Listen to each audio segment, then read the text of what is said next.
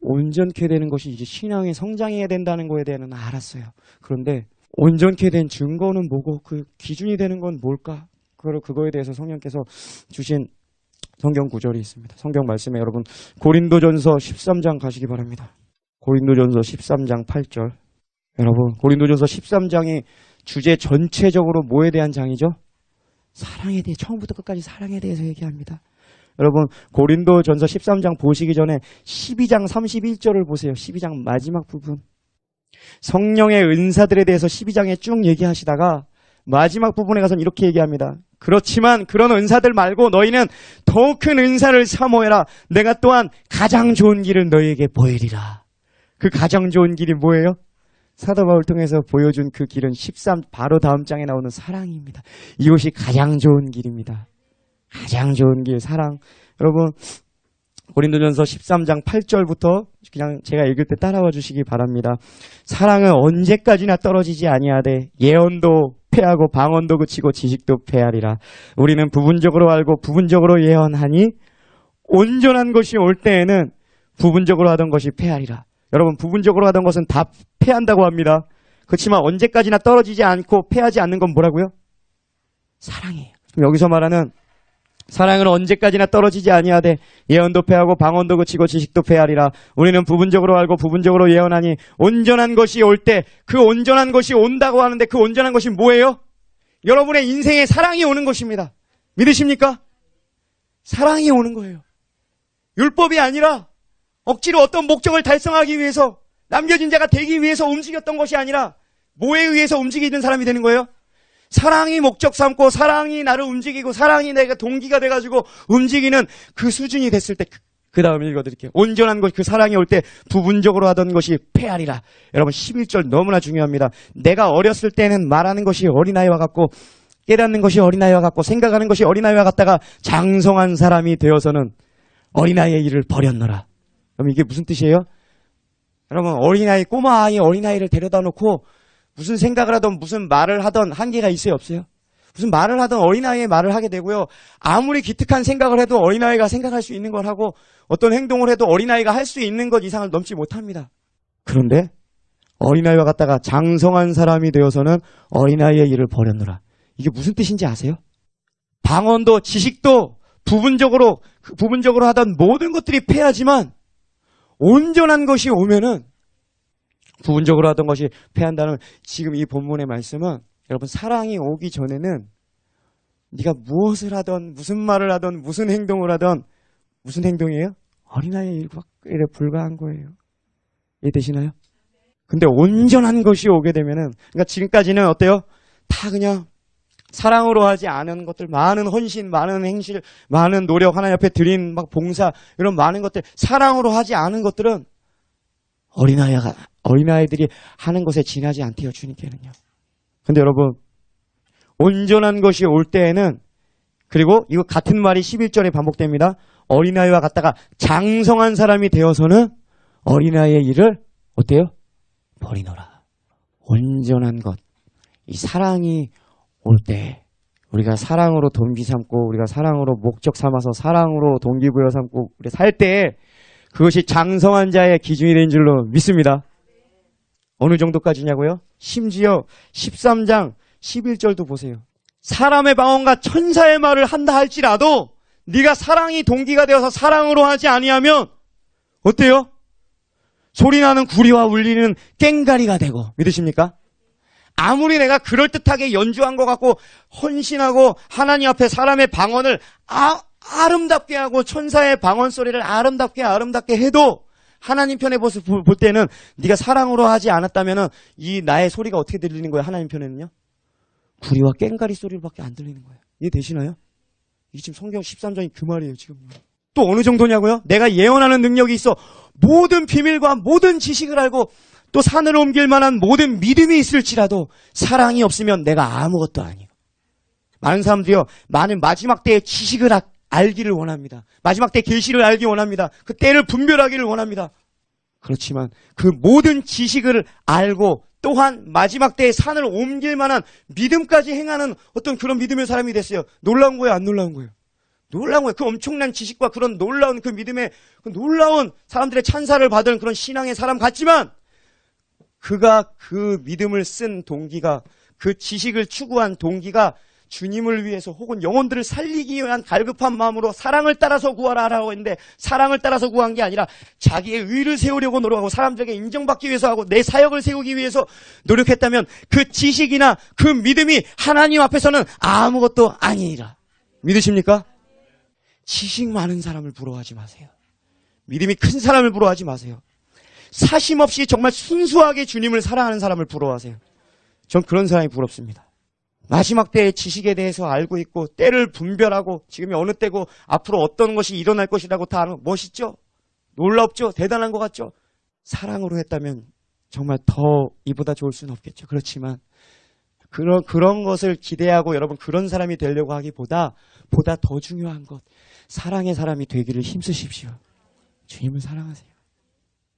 주님을 사랑한 자들에게는요 모든 걸 다 주십니다. 13장 3절에 내가 내게 있는 모든 것으로 구제하고 또 내 몸을 불사르게 내어줄지라도 사랑이 없으면 내게 아무 유익이 없으리라. 우리가 주님 앞에 드리는 헌신과 이런 어떤 심지어 순교하겠다는 각오조차도 휴거의 조건이 어떤 순교적인 마음을 가져야 된대. 그럼 지금부터 내 순교자의 열정을 가져야 되겠구나. 이건 주님 사랑을 따라 구한 거예요? 뭐예요? 아닙니다.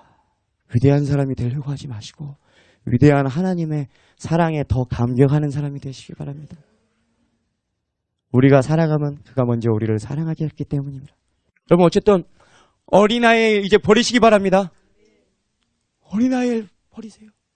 여러분 갈라디아서 4장 1절 보시기 바랍니다. 내가 또 말하노니 유업을 이을 자가 모든 것의 주인이나 어렸을 동안에는 종과 다름이 없어서 유업을 이을 자가 모든 것의 주인이나 아들이 유업을 잇습니다. 그러면 아버지의 것이 내 것이 네 것 아니냐? 탕자의 비유에서 나온 것처럼 우리가 하나님의 아들이라면 하나님의 유업을 우리는 잇게 될 줄로 믿습니다. 그렇지만 한 가지 문제가 있는 거예요.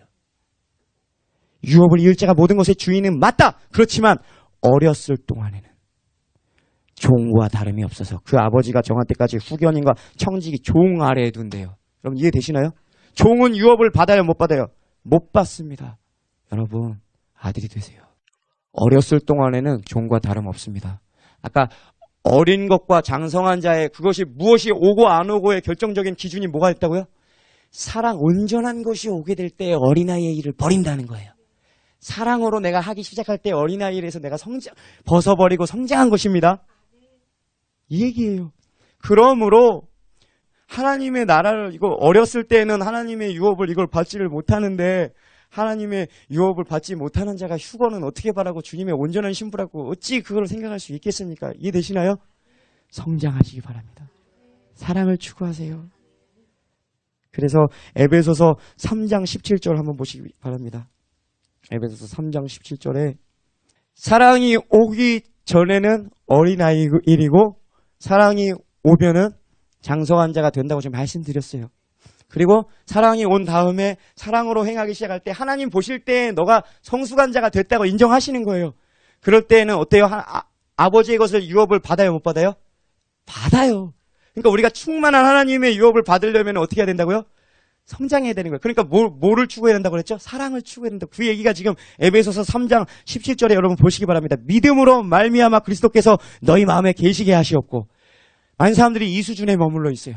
근데 여러분 더 나아가야 됩니다. 그 다음 읽겠습니다. 너희가 사랑 가운데서 뿌리가 박히고 터가 굳어져서 계속 박히고 굳어질 때까지 박으란 얘기야. 더 사랑 가운데 터가 박히고 터가 굳어져서 그 결과 어떻게 된다고요?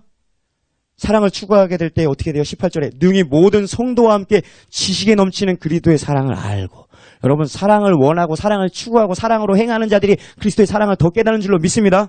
그리스도의 사랑을 알고 19절에 그 너비와 길이와 높이와 길이가 어떠함을 깨달아 하나님의 모든 충만한 것으로 너희에게 충만하게 하시기를 구하노라.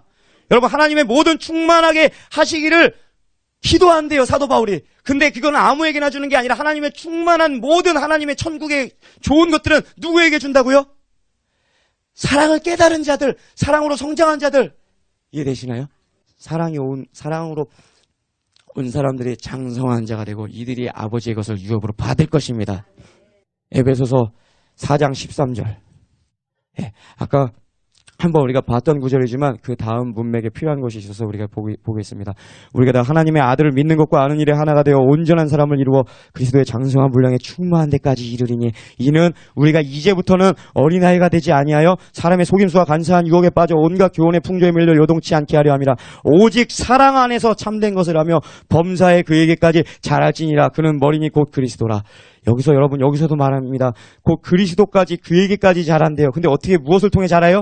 오직 사랑 안에서 참된 것을 행할 때 우리가 사랑 가운데 터가 굳어지고 사랑 안에서 살 때 사랑을 추구할 때 우리가 주님을 닮아가는 줄로 믿습니다. 요한 1서 4장 16절 보겠습니다. 왜 우리가 이렇게 하나님의 사랑이 우리 안에서 이 사랑을 이루어야 되는지, 왜 그래서 사랑을 통해서 우리가 왜 온전해져야 되는지, 여러분 우리가 왜 사랑을 통해서 온전해야 돼요? 그러니까 다시 말씀드릴게요. 온전함은 사랑이 올 때, 내가 사랑으로 행하기 시작할 때 여러분 우리가 신앙의 성숙이 일어나고 내가 진정으로 그리스도의 사랑을 알고 사랑을 따라서 우리가 살고 사랑으로 말하고 사랑으로 행하고 사랑으로 사모하고 사랑으로 움직이는 자가 됐을 때 나는 어떤 자가, 그 사람이 어떤 사람이에요? 그리스도의 장성한 분량에 이른 자, 온전한 자, 장성한 자가 된다고 제가 지금 말씀드렸어요. 근데 그러므로 우리 안에 사랑이 온전케 돼야 됩니다. 근데 요한일서 4장 16절에 보시면요. 이렇게 말씀하십니다. 하나님이 우리를 사랑하시는 사랑을 우리가 지금 알고 믿었습니다. 알고 믿었노니 하나님은 사랑이시라. 사랑 안에 거하라고 제가 계속 부탁드렸습니다. 성경이 말하기 때문에 사랑 안에 거하는 자는 하나님 안에 거하고 하나님도 그의 안에 거하시느니라. 여러분 우리가 사랑 안에 거하는 건요. 우리가 하나님 안에 거하는 거고 하나님도 우리 안에 비로소 거하신대요. 왜냐하면 하나님이 사랑이심이니라. 이거 모르고 신분한장 어떻게 해요? 사랑 없이 어떻게 해요? 여러분, 그러므로 그 하나님 안에 거하고 하나님도 그의 안에 거하시니라. 이로써 사랑이 우리에게 온전히 이루어진 것은 무엇 때문에요? 무엇을 위해서요? 심판날에 담대함을 가지게 하려 함이니. 마지막 때 심판날에 그리고 예수님께서 우리를 데리러 오실 때 우리가 수치와 부끄러움을 당하지 아니하고 담대하게 하나님 앞에 설 수 있는 것은 우리가 온전한 장성한 분량에 이르는 그런 온전한 자가 되었을 때인 줄로 믿습니다. 지금 그것은 무엇을 통해서 온전한 자가 된다고요? 사랑을 통해서. 지금 그 말이 지금 이 말이에요. 17절에 이로써 다시 한번 읽을게요. 사랑이 우리에게 온전히 이루어진 것은 우리로 심판날의 담대함을 가지게 하려 함이니 주께서 그러하신 바 같이 우리도 세상에서 그러하니라. 예수님께서 이 땅에 계실 때 그렇게 사셨대요. 예수님께서 이런 말씀하셨어요. 내가 아버지의 계명을 지킴으로 그의 사랑 안에 거하는 것처럼 너희도 내 계명을 지키면 내 사랑 안에 거하리라. 여러분 계속 말씀을 풀면요. 끝이 없어요. 사랑 안에 거하는 것도요. 그냥 사랑 한다고 해서 거해지는 게 아니에요. 네, 그래서 여러분 4장 18절에 보시면요. 사랑으로 온전히 우리 이룬 자들에 대해서 여지껏 봤습니다. 우리 사랑으로 완전히 이루었다고 여러분 한번 그렇게 가정해 봅시다. 그럼 19절 보십시오. 18절 보겠습니다. 사랑 안에 두려움이 없고 온전한 사랑이 두려움을 내어쫓나니. 여러분 우리가 사랑을 온전히 이뤘으면 그 안에 두려움이 있어요? 없어요? 없어요. 왜냐하면 온전한 사랑이 이미 두려움을 다 내어쫓았습니다. 두려움을 내어쫓나니 두려움에는 형벌이 있습니다. 두려워하는 자는 사랑 안에서 온전히 이루지 못하느니라. 여러분 우리는 두려움이 필요 있다는 얘기 없다는 얘기예요. 필요 없어요. 사랑으로 다 완성해요. 사랑이 율법의 완성입니다. 사랑으로 온전케 돼요. 근데 여러분 이 주님을 사랑으로 잡지 않고 주님을 사랑하지 않는 신부들은 심지어 두려움을 쫓아내는 게 아니라 두려움을 사요 안 사요? 일부러 자신을 두렵게 해서 자꾸 긴장감을 주고 일부러 더 두려움을 찾아다니면서 왠지 아세요? 그것이 나를 지금 내 신부단장하는 이것이 동인이 되고 이것이 동기부여가 되고 동기부여가 돼야 안 돼요? 두려움이. 되죠. 두려움을 찾는 거예요. 마지막 그렇지 위험하지 지금 위험해 지금 큰일 났어 전쟁이야 조심해 큰일 났어 정신 차려 이러면서 자꾸 자신을 깨우는 거예요.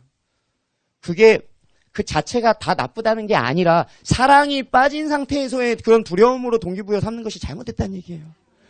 그렇지만 완전한 사랑을 이루잖아요. 그럼 예수님처럼 풍랑이 왔는데 거기서 잠잘 수 있어요. 마지막 때에 사람들이 다 두려워할 때 주무세요. 믿음의 증거로 너 어떻게 담대하냐 그렇게? 그때 한 말씀 하시기 바랍니다. 온전한 사랑이 두려움을 다 내어쫓았지. 그러니까 두려움에는 형벌이 있습니다. 그러니까 형벌이 무서워서 두려우니까 하게 되는 거예요, 부득불. 그렇지만 두려워하는 자들은 사랑을 이뤘대요, 못 이뤘대요? 18절 하반절에 두려워하는 자는 사랑 안에서 온전히 이루지 못하였느니라. 이 말은 무슨 뜻이에요? 두려움으로 동기 삼아서 마지막 때를 준비하는 자들은 온전한 사람이 될 수 있어요, 없어요? 될 수가 없는 거예요. 주님은 자발적인 사랑을 원하십니다. 매 때리면은 너 매가 다가오고 있다? 그럼 사랑해요, 사랑해요. 주인님 사랑해요. 매를 다시 걷어가요. 에이, 무슨. 그러다 다시 매가 다가오고 있어요. 사랑해요, 사랑해요. 당신밖에 없어요. 이게 사랑입니까? 사랑이에요? 아니에요. 잘해줄 가치가 없어요. 이게 바로 아까 아들이 아니고 이런 게 바로 종이란 얘기예요. 종. 종은 뭐예요? 내가 받을 게 있으니까 지금 그리고 내 지금 여지껏 일했는데 이거 내 싹쓸 잃어버릴까 봐서 지금 말 듣는 거예요. 그렇지만 자발적인 순종은 없습니다. 종이에요. 종은 하나님이 때리십니다. 잘해줄 가치가 없거든요. 그냥 때리더라도 돈만 주면 되는 거예요. 이해되시나요? 여러분, 종이 되지 마시고 아들이 되시고 신부가 되시긴 여러분 축복합니다. 이래서 여러분, 마지막 때는요, 완전케 된 신부들은요, 온전한 신부들은요, 마지막 때 여러분, 두려움을 모르는 사람인 거예요. 아무것도 두려워하지 않아요. 두려움을 초월했어요. 내 목숨을 다해서 얻은 주님이거든요. 아무것도 두렵지 않아요. 온전한 사랑이 두려움을 내어줬을 뿐 아니라 이것이 어디서 나온 거냐고요? 나를 사랑하사 날 위하여 자기 몸 버리신 그 하나님의 아들을 생각할 때 내가 1000번 다시 죽고 다시 태어나도 나는 주님께 목숨을 드리길 원합니다. 이런 마음으로 죽음이 두렵지 않은 거예요. 마지막 때 그런 신부들은요, 자기의 명성, 자기 이름 내는 거 관심도 없습니다. 오직 예수님의 이름과 예수님의 명성이 천하만국에 높아지기를 너무나 갈망하는 줄로 믿습니다. 그 어떤 것도 두렵지 않고 총칼도 두렵지 않습니다. 오직 내가 주님의 죄로, 내 죄가 주님과 나 사이를 내는 것을 두려워할 뿐입니다. 하나님, 그래서 눈물 뿌려가며 하나님, 죄가 너무 싫습니다. 신부들이 죄를 못 끊는 이유는 하나님의 관계 안에서 하나님이 죄를 얼마나 끔찍이 싫어하는지를 모르기 때문이고, 그리고 그 주님을 추구하지 않기 때문에 내 목적을 달성하기 위해서 부득불 죄는 나를 불행하게 해요, 행복하게 해요? 불행하게 한다는 거 알아 몰라요, 신부들이. 그래서 끊을 뿐이에요. 그런데 그 마음에서부터 죄를 싫어하는 어떤 마음의 본성은 변했어요, 안 변했어요? 안 변했어요. 마치 술을 계속 먹으면 내 건강에 나빠질 것 같으니까 술을 멀리하긴 하지만 땡겨요, 안 땡겨요? 계속 땡겨요. 이런 신부단장은요, 마지막 때까지 성장을 할 수가 없어요. 여러분, 이제는 아까 처음 말씀드린 거 이제 이해되실 거예요. 예수님께서 하늘의 아버지께서 온전하신 것 같이 너희도 온전하라. 여러분, 한번 예수님은 이 모든 지식을 다 알고 계세요, 모르고 계세요? 사랑으로 온전케 되고 사랑으로 사는 신부들이, 사랑으로 하는 자녀들이 진짜 왕성한 자라는 이런 지식은 당연히 다 갖고 계시는 예수님께서 갑자기 온전해라라는 얘기를 무슨 얘기하시다가 온전해라는 얘기하신 거예요? 원수까지도 사랑해라. 사랑해라. 원수까지 사랑해라. 그런 자가 우리가 됐을 때 너가 바로 온전한 자다. 믿으십니까? 그런 자들이야말로 하나님을 사랑하는 자들, 곧 그 뜻대로 부르심을 받은 자들에게는 모든 것이 합력하여 선을 이루느니라. 아까 예수님께서 내가 그의 계명을 지킴으로 아버지의 사랑 안에 가는 것처럼 너희도 나의 계명을 지키며 나의 사랑 안에 거하리라. 우리가 계속해서 우리 사랑 안에 거하는 것이 중요하지만 그냥 입으로 되는 것이 아니라 그냥 내 생각으로 되는 게 아니라 이것이 어떻게 해서든 이 믿음이 주님의 계명을 지켜지는 것으로 이게 표출이 된다 이거예요. 제가 그거에 대한 얘기를 드리려고요. 그렇다면 사랑이 오면 우리가 온전한 자가 되는데 그러면 이 사랑을 뭘로 보고서 우리가 이게 사랑이 왔구나, 그리고 어떻게 하는 것이 사랑하는 법인가, 사랑하는 법에 대해서 우리가 알 필요가 있어요. 여러분, 요한복음 14장을 가보시기 바랍니다. 요한복음 14장. 요한복음 14장 15절. 여러분, 너희가 나를 사랑하면 나의 계명을 지키리라. 우리가 주님을 사랑하는 것이 가장 중요하다고 말씀드렸습니다. 이 사랑이 와야 됩니다. 그런데 사랑하는 방법이 뭐라고요? 너희가 나를 사랑하면 나의 계명을 지키리라. 근데 이 부분에서 또 많은 분들이 이걸 잘못 해석해서 오해해요. 아, 계명을 지키는 게 하나님을 사랑하는 거지. 또 어떻게 해서든지 그냥 계명 하면서 계명 지켜요. 근데 그 안에 정말 순수하게 하나님을 사랑하는 마음의 발로로서 계명을 지킨 건 그것은 율법이 아닌 거예요. 진짜 사랑이 율법을 완성한 거예요. 그렇지만 모두가 다 그런 수준이면 얼마나 좋아요. 이 말씀을 들었지만 우리가 하나님을 사랑하는 자들은 지금 14장 15절에 말씀하신 것처럼 너희가 나를 사랑하면 나의 계명을 지키자. 그런데 우리의 육신 때문에 우리의 정욕 때문에 계명이 잘 지켜져요? 안 지켜져요? 주님은 사랑하지만 계명이 잘 안 지켜져요. 그래서 여러분 눈을 크게 뜨고 한번 성경을 지금 보시기 바랍니다. 14장 15절 나의 계명을 지키리라 다음에 바로 이어지는 무슨 얘기를 하시는지 여러분 보시기 바랍니다. 나의 계명을 지키리라. 여러분 예수님은요 제자들이 자신을 배반할 거 다 알고 계셨어요. 자신을 버리고 다 도망갈 거 아세요. 다. 육신은 마음은 원이로되 육신이 연약하여서 할 수 없다. 그렇지만 로마서에서 뭐라고 하죠? 마음은 원이로되 사람이 육신이 연약하여 할 수 없는 것을 하나님은 하시나니. 누가 해요? 하나님은 하시나니. 누구를 통해서 그 율법의 요구를 이루어지게 하십니까? 육신을 따르지 않고 그 영을 따라 성령을 따라서 행하는 자들을 통하여 율법의 요구를 이루어지게 하려 하심이라. 여러분 우리가 지키는 것 같지만 우리가 성령으로 충만해지면 성령께서 내 안에서 하나님의 말씀대로 살게 하는 거예요. 성령 충만이 가능하게 합니다. 믿으십니까? 에스겔서에 내 신을 너희 속에 두어 너희로 내 율례를 행하게 하리니 내 율례를 지킬지니라.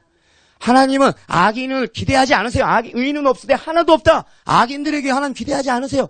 근데 어때요? 성령이 임하시기 전에 구약에서는 그 율법이 지켜졌어요? 안 지켜졌어요? 다 안 되잖아요.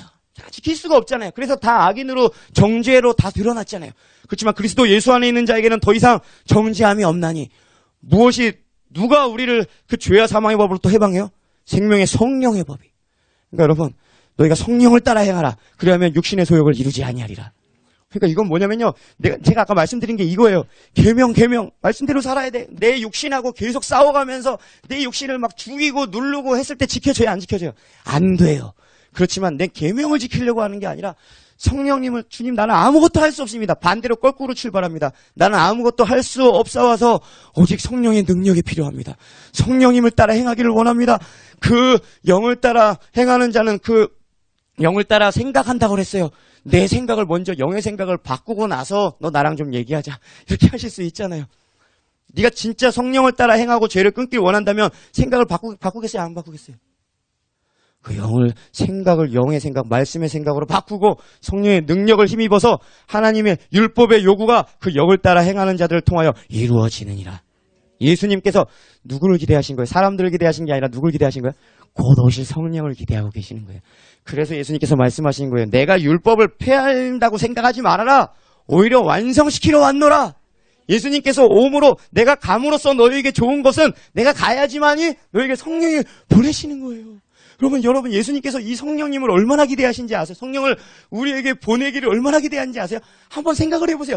성령이 아직 임하지 않은 상태에서는요, 예수님께서 아무리 말을 내고 가르쳐줘도 하나님의 사랑에 대해서 얘기해주고 온전함에 대해서 얘기해줘도 깨달아요, 못 깨달아요?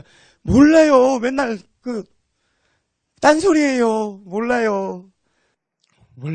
그래서 예수님께서 뭐라 그러셨어요? 지금 내가 너희에게 이를 것이 많지만 지금은 너희가 감당치 못하리라. 그렇지만 진리의 성령이 오시면 내가 너희에게 지금 말하는 것들을 지금은 깨닫지 못하겠지만 그때는 다 생각나게 하시리라. 예수님께서 누구 기대하신 거예요? 성령. 그러니까 나는 너희와 교제하고 싶지만 여러분 성령의 사람과 육신의 사람 여러분 아시잖아요. 여러분이 성령으로 충만할 때 육신의 사람들이 여러분에게 바글바글 있다고 해도 여러분 외로워요? 안 외로워요? 안 외로워요? 아, 그렇지요. 이러면 나가리인데? 네, 그렇죠. 육신적인 사람이 아무리 주변에 바글바글해도 성령이 계시면 외롭지 않죠. 그렇지만 제가 지금 말씀드리는 관점은요, 예수님께서 외롭다고 하셨어요. 왠지 아세요? 말이 안 통해요, 다들. 아무리 얘기를 해도 내 아버지의 사랑에 대해서 얘기해주고, 천국에 대해서 얘기해줘도, 더 뭔 소리요? 못 알아들어요. 왠지 아세요? 성령이 아직 임하지 않으셨거든요. 그러니까 예수님이 좀 빨리 성령. 예수님이 얼마나 빨리 가시고 싶으셨을까? 그래야지 빨리 성령 보내주시려고. 제가 지금 그냥 말씀드리는 농담 같지만 농담이 아니에요. 예수님께서요 부활하시고요 제자들에게 처음 딱 나타나시면서 첫 마디가 뭔지 아세요? 평강이 있을지어다 한마디 하세요. 근데 그 말은 그냥 인사처럼 하시고 나서 첫 마디가 뭔지 아세요? 아버지께서 나를 보내신 것 같이 나도 너희를 보내노라. 성령을 받아라.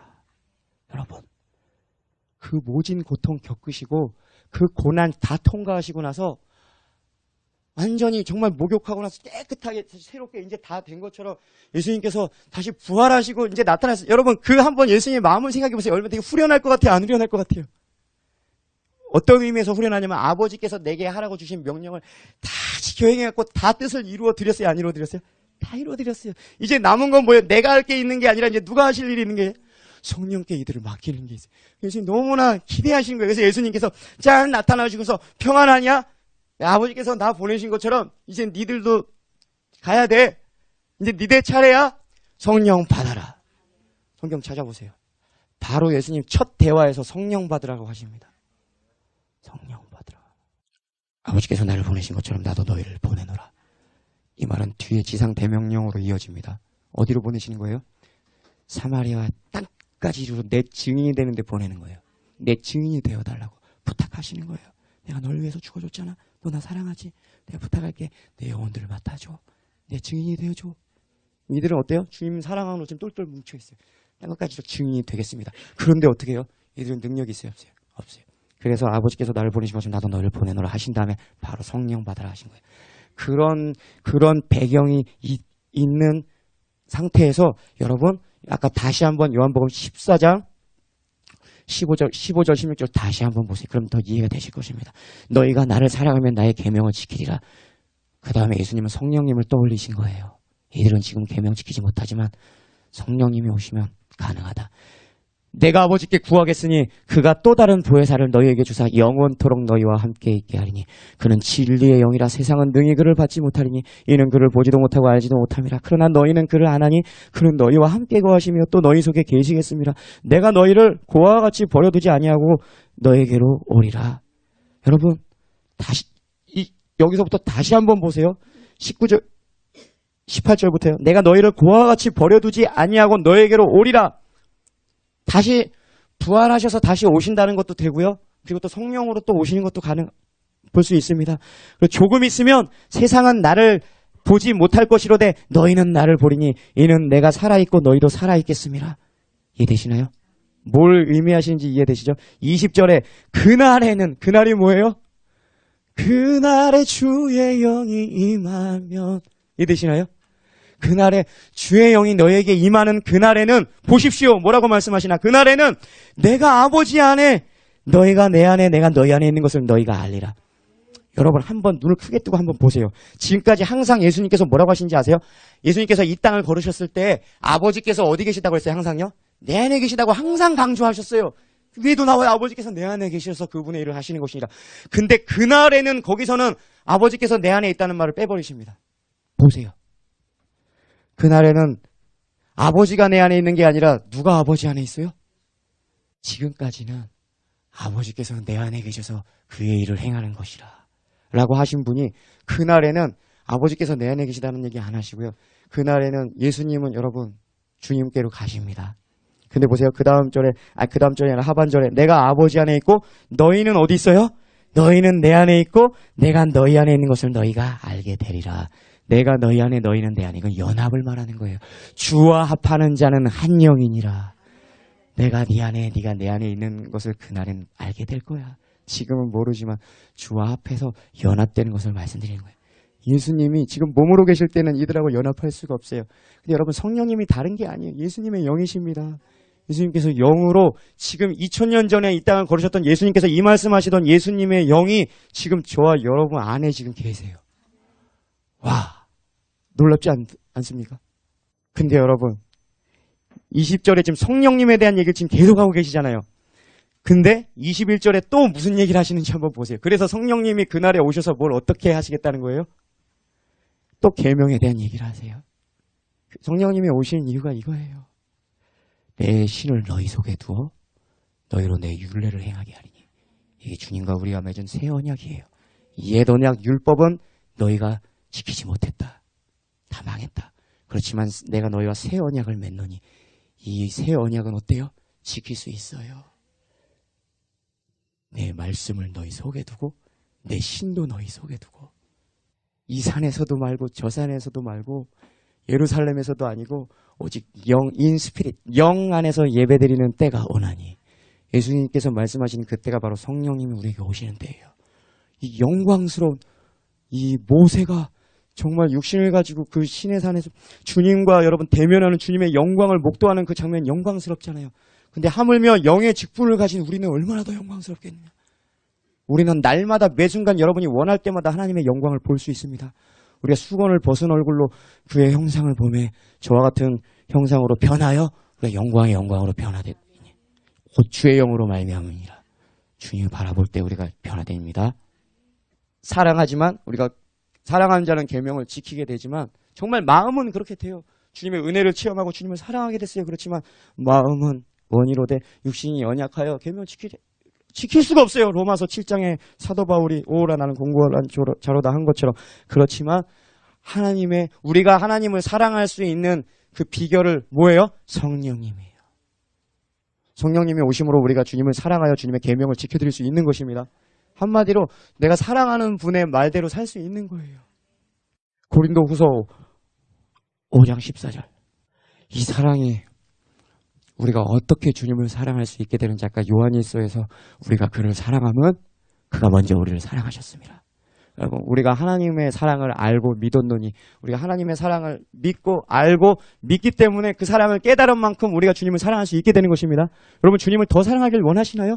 그러면 어떻게 하면 되냐면 어떤 다른 노력보다도 하나님이 나를 얼마나 사랑하시는지를 여러분 보시기 바랍니다. 하나님이 나를 얼마나 사랑하시는지 그 사랑에 좀 감격을 해달라고 그 사랑을 느끼게 해달라고 여러분 주님의 사랑을 보게 해달라고 하십시오.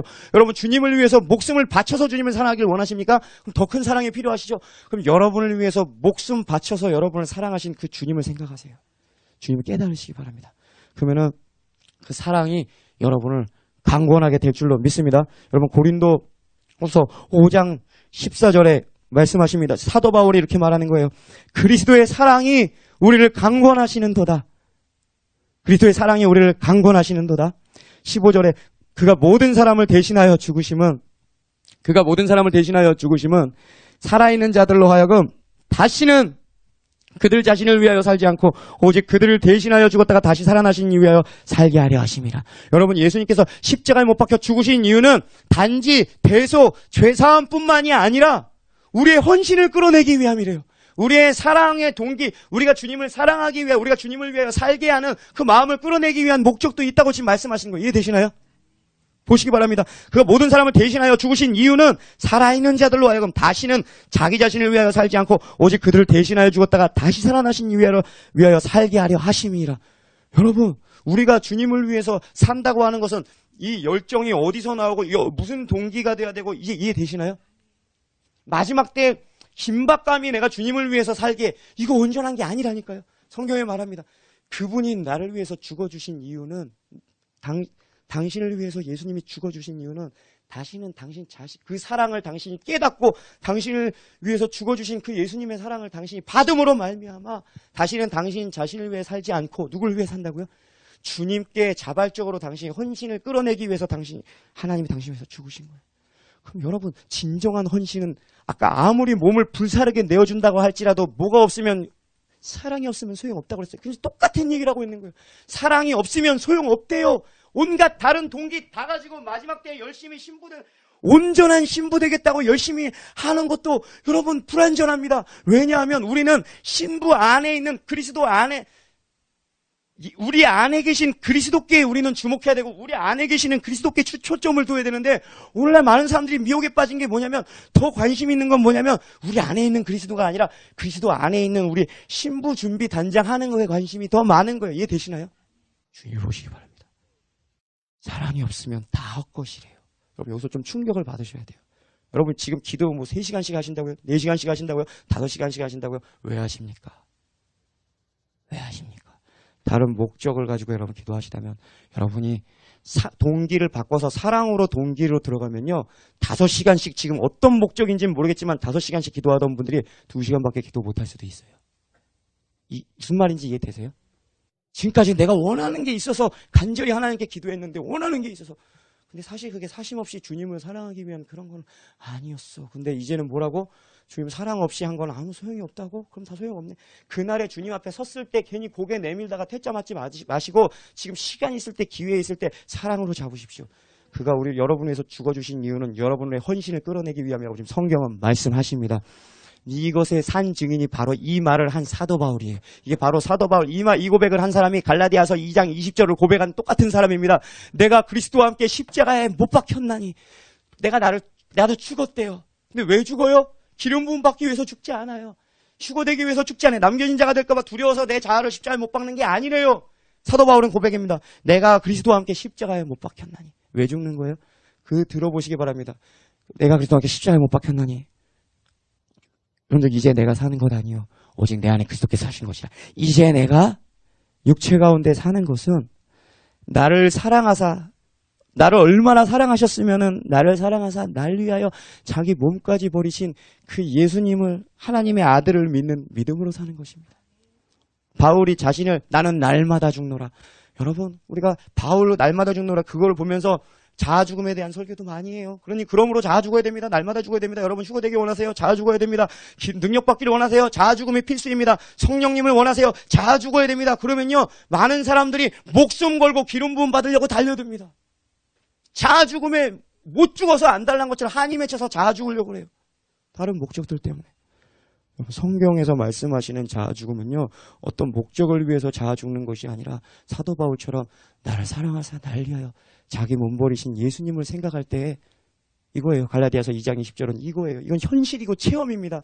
내가 그리스도와 함께 십자가에 못 박혔나니. 예수님 죽으실 때 사실 내가 원래 영원한 사망에 처해야 될 자는 난데 나 대신에 당신이 죽으셨습니다.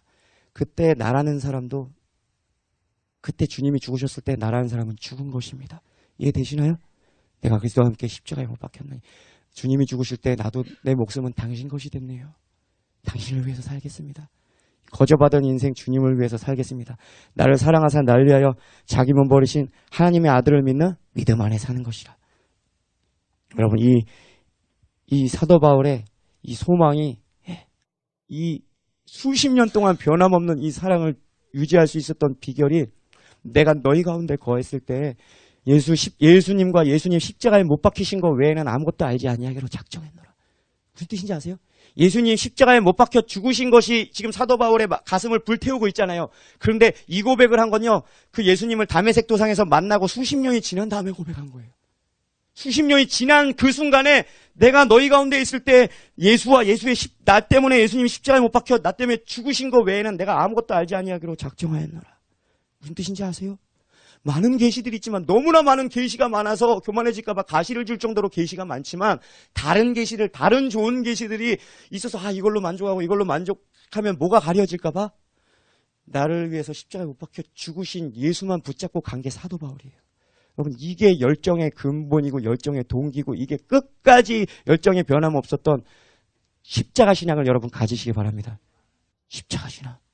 삶이 어려워서 여러분이 힘들어서 주님을 잡으면 여러분 삶이 풀어지는 순간 주님 놓치겠지만 어떤 다른 보상을 기대하고 주님을 추구하면 그 어떤 응답이 이루어지는 순간 느슨해지겠지만 그토록 추구하던 계시요, 그토록 추구하던 지식이요, 그토록 추구하던 잘하는 거요, 잘하는 것들 여러분 다 필요 없어요. 주님만 아시는 여러분 되시길 축복합니다. 이게 사랑이 강건하시는도다. 이게 지금 마지막 말씀이에요. 5장 14절 이게 그리스도의 사랑이 우리를 강건하시는도다 해서요. 이 강건하다는 뜻은요. 헬라어로 쉬네코라는 뜻인데요. 무슨 뜻이냐면요. 강건하다는 가까이에서 내게 아주 강력한 영향력을 미친다는 뜻이에요. 이해되시나요? 사랑이 나를 강건하시는도다. 아주 가까이에서 이 사랑이 나한테 힘이 돼가지고 이 주님이 나를 위해서 희생하신 그 사랑이 내게 강력하게 영향을 미친다고 지금 말하는 거예요. 그러니까 바울에게 있어서는 수십 년이 지나도 십자가에 대한 그 사랑이 우리는 보세요. 첫사랑 때 주님을 만났어도 여러분 3개월 지나면 어때요? 흐릿흐릿해져요. 근데 여러분 바울은요. 이 고백을 언제 했는지 제가 찾아봤어요. 연대를 찾아봤어요. 여러분 다메섹 도상에서 바울이요. 주님을 만났잖아요. 그때 하나님의 사랑이 그들을 강타했어요. 그때 이후로 바울의 마음을 움직이는 것은 오직 하나님의 사랑 외에는 아무것도 없었다는 걸 아시잖아요. 근데 여러분 그 다메섹 도상이 언제냐면요. 주후 33년경 때 만났어요. 다메섹 도상에서. 근데 사랑이 나를 강권하시는도다. 강력하게 내 마음을 잡아 끄시는도다. 이 사랑이. 이것은 언제 고백했냐면요. 다메섹 도상에서는 주 33년에 주님을 만났고 55년에서 56년도에 사랑이 너를 강권하신도다 고백한 거예요. 몇 년 정도가 지난 거예요? 20년이 지났는데도요. 여전히 사도 바울의 마음에 사로잡고 있는 것은 뭐예요? 나를 위해서 죽어주신 주 예수님이에요. 여러분 지금이라도 늦지 않았어요. 십자가 첫사랑 십자가 주님 나를 위해서 나를 얼마나 사랑하시는지 그 뜨겁게 눈물을 흘리면서 기도했던 그 행복했던 그때처럼 하나님 회복시켜 주시옵소서. 이것을 회복했다고 해서 된 게 아니라 사도 바울처럼 마지막 죽는 순간까지. 여러분 사도 바울이 고백합니다. 내가 이미 얻었다함도 아니요 온전히 이뤘다함도 아니라. 이것도 거의 말년에 가까이 가서도 그렇게 고백한 거예요. 그때까지도 사도 바울이 이뤘대요 안 이뤘대요? 아직 이렇대요. 계속해서 주님의 사랑에 붙잡힌 바 된 주님의 완전하신 주님을 찾아서 달려가고 있다고 말합니다. 이 표준 세번역 성경에서 보니까 사랑이 나를 강권하신도다. 강권하신도를 뭐라고 표현하냐면 그 사랑이 우리를 휘어잡습니다라고 표현되어 있어요. 표준 세번역에 보면은 여러분, 여러분을 움직이는 것은 도대체 무엇입니까? 여러분에게 동기부여를 주는 것은 무엇입니까? 여러분, 이것에 여러분 대답하실 수 있어야 돼요. 그래야지만 여러분이 신앙이 얼마나 지금 성장했는지가 여러분 그것이 시금석이 되고 기준이 되는 것입니다.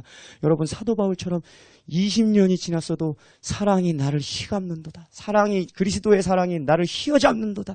그리스도의 사랑이 내게 강력한 영향력으로 나는 마지막 그 순간까지 내 달려갈 길 다 마치고 싸움 마치는 그 순간까지도 사도 바울은 이렇게 살았던 것입니다. 내가 그리스도와 그리스도의 십자가에 나를 위해 죽어주신 것 외에는 아무것도 하지 아니하기로 작정하였습니다. 저와 여러분의 차례입니다. 여러분도 작정하십시오. 주님의 사랑으로 살겠습니다. 이러한 마음으로 이 시간에 잠깐 기도하고 마치겠습니다.